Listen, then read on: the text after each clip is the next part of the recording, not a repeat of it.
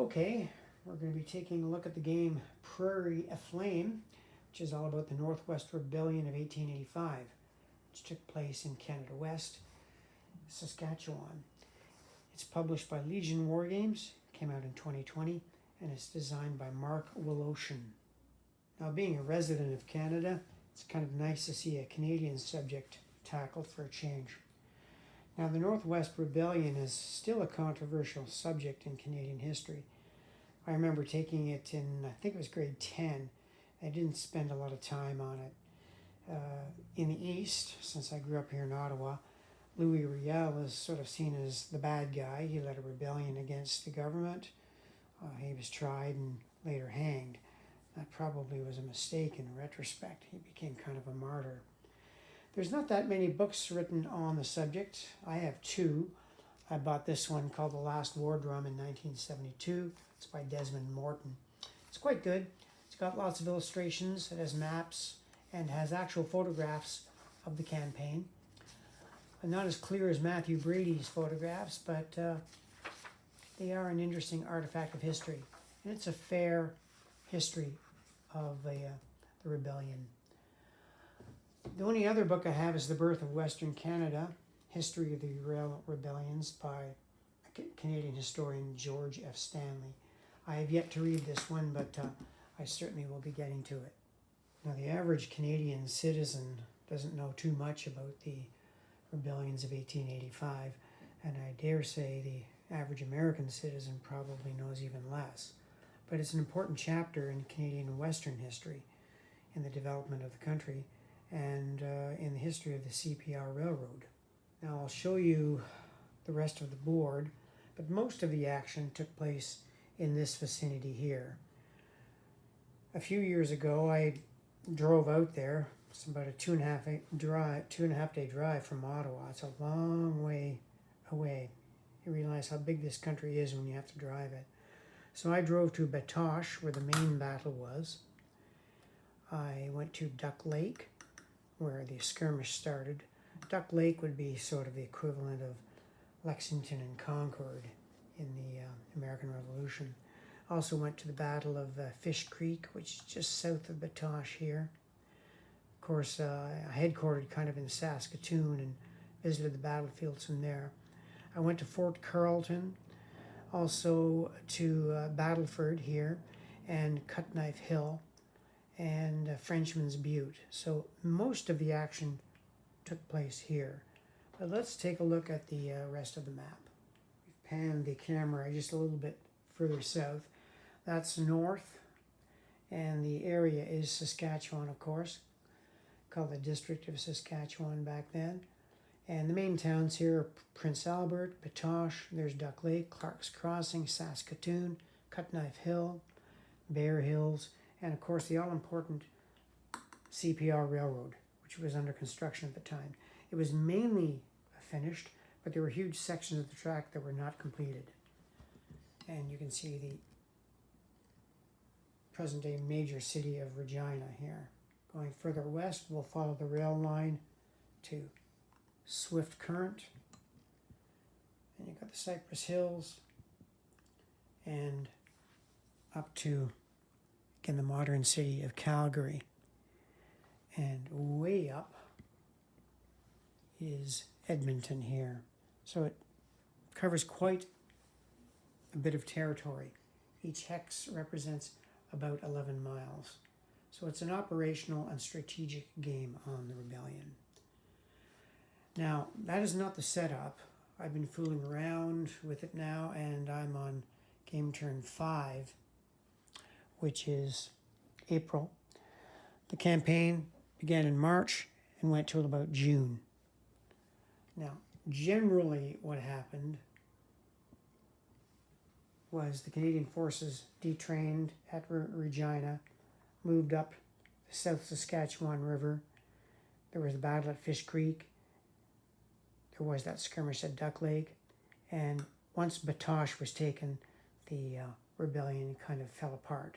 And there was actions in the west here with the Indians under Poundmaker becoming involved and the Indians under Big Bear. Now, it's a very interesting situation. Louis Riel is the head of the rebellion, and his second in command is Gabriel Dumas. He's the real brains behind the military action. He was an excellent commander. Basically, what the Métis have got to do is expand the rebellion, capture towns, and just mess up the Canadian government and get the Indians behind them. There's this really neat Blackfoot unrest level track, which starts up there at 1. I've managed to get it up to about here. And if you get it to 30, the Indians join the rebellion totally, and Riel wins the game. So you want to be cognizant of this Blackfoot unrest level. The Canadian player will want to get this down.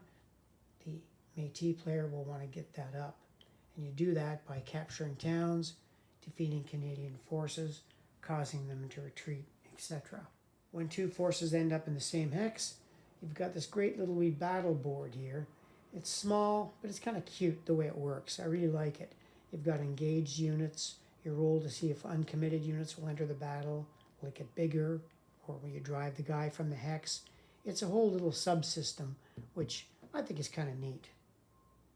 Now, one thing I really like about the game is you get named historical units. So, for example, you got French's Scouts here, Bolton's Scouts, the Capel Home Guard, that's a Northwest Mounted Police unit, the Regina Home Guard, these are your commanders in black, Crozier. You get batteries, and you also get Gatling guns. Governor General's Foot Guards, Toronto Infantry School, Queen's Own Rifles, there's another battery, supply units, Rocky Mountain Rangers, Steel Scouts, the 9th Voltigeurs, and the 65th Mounted Royal Rifles. So you get these named historical units, and these are like battalions and companies. They're very small units, but it gives the game a lot of atmosphere. In 1885, they'd be known as Indians, but in our politically correct times, we call them First Nations. So you get them in the game too. Chiefs such as Big Bear, Wandering Spirit, and Poundmaker. Big Bear's units and Poundmaker's units. The number on the left is the combat factor. The number on the right is the morale factor. And this number here is the movement factor. So you can see when the Indians or the First Nations get moving, they can really clip along. Supply wagons are important, of course. Basically, they extend the Canadian Army's supply line, which you have to be within 4 of a major supply base, which in the Canadians' case is Regina, Swift's Current, and Calgary, or later on anywhere along the railroad. So you'll want to have your supply wagons within 4 hexes of the railroad, and your troops then can go 4 hexes from where the supply wagons are.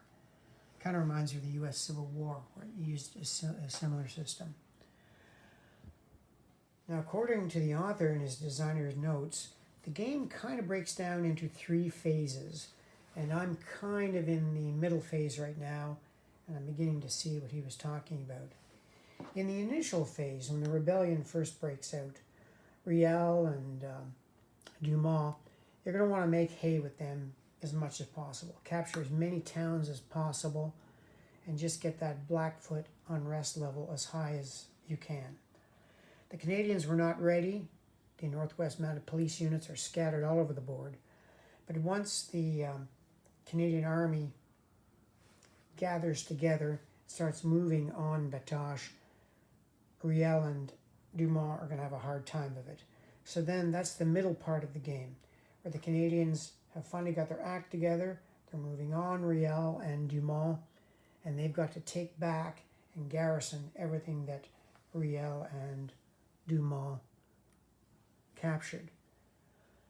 Now, could the rebellion have been a success? Well, not really. It's not necessarily a balanced game, and I don't care. I just love the situation. It's fun trying to do better than the historical situation. So I am comfortable in taking either side. I think it's a very good simulation of the rebellion. One thing I really liked was the combat system. As I mentioned, when you do come to combat, you fight it out on that small tactical map. You take the number of strength points you have, roll the die, and that's the result that you inflict on the enemy. There are ambush attempts. Anytime you get into a battle, you roll to see if you ambush the enemy. It's possible for the defender to ambush the attacker. It's also possible for the attacker to ambush the defender, and that can make a big difference. You roll a die on this table, and that's how many column shifts you get if you successfully ambush the enemy. There's a forage table. If you happen to be in the unenviable situation of not near supply, you roll on this table to see if you can forage. When a town is taken, you can actually take hostages. Riel and Dumont did that. And there are disadvantages to capturing hostages. One, they slow you down. You gotta carry them with you, and they slow you down. What's the point of taking them? Well, your Blackfoot unrest table goes up every time you take hostages. So this will go up every time you take a hostage. If the hostages are bogging you down and you just want to get rid of them, you free them, you can do so, but then the Blackfoot level will go down. So you've got to think about that in the campaign too. Leaders can be captured. If you capture Riel, that's virtually the game. So you want to keep Riel in a safe place. He's not particularly a good leader. As you can see, he's got a bracketed 1, which means he actually kind of subtracts from the combat. He's a good political leader, but he's not a good military leader. Dumont is the star with a +3 to the die when he's in combat. He was excellent at guerrilla warfare, and if Riel had followed his advice, maybe the rebellion could have been more successful. I like the game enough to give it what I call tray status. So I've sorted the counters into their historical units. And most of the units have breakdown counters. So you'll have, let's say, a counter like the Montreal Garrison Artillery, but that can be broken down into a bunch of ones. Sometimes you're going to want to break up those units. They will move faster, then of course you're more vulnerable. And there are D results when units are disrupted. The Canadians have a tough job. Now, a lot of the board, admittedly, you probably won't use, but if you're playing the Canadians, you've got a tough job because you've got to garrison so many places, which I kind of like. A lot of war games, you just sort of gather your forces in one big, gigantic lump, which some people euphemistically call a Death Star, and just start moving across the board, killing things. You can't do that in this game. You've got to be cognizant of that there's civilians all around here, and you've got to protect them. And so you have to detach units to protect these towns from Riel and Dumont and the rebellion getting any larger. So this large Canadian army, which in theory can overwhelm Riel and Dumont, has got a job just protecting the people. Now in my game, I think I'm not doing enough with the First Nations people. So I think I'm going to get them going probably this turn and kind of buggering up the Canadian forces. I'm enjoying the game a lot. I'm playing it solitaire, of course, but I think this would be great as a two-player game. Now the game has 23 pages of rules, but several of those are taken with the creation of the scenarios. Comes in a shiny paper. It's well illustrated. I really had no trouble understanding the rules. There were a couple of questions on Board Game Geek. I think one thing that was omitted was the garrison units. I couldn't find them in the rules. And I found out that they're actually used to garrison Regina, Swift Current, and Calgary. So that's no big deal. You get historical information there. Photographs of Louis Riel, Gabriel Dumont, Chief Poundmaker, and Chief Big Bear. Nicely done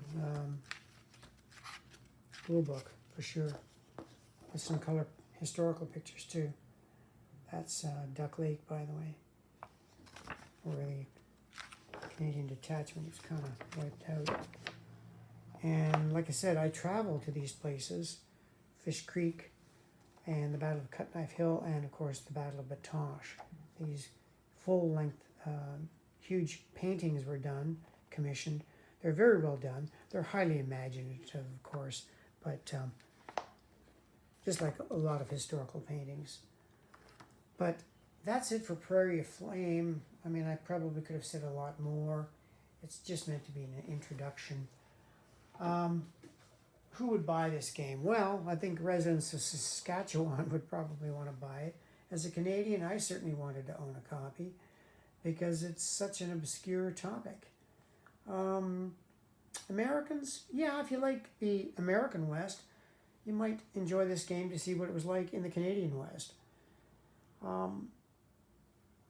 It's just an interesting situation and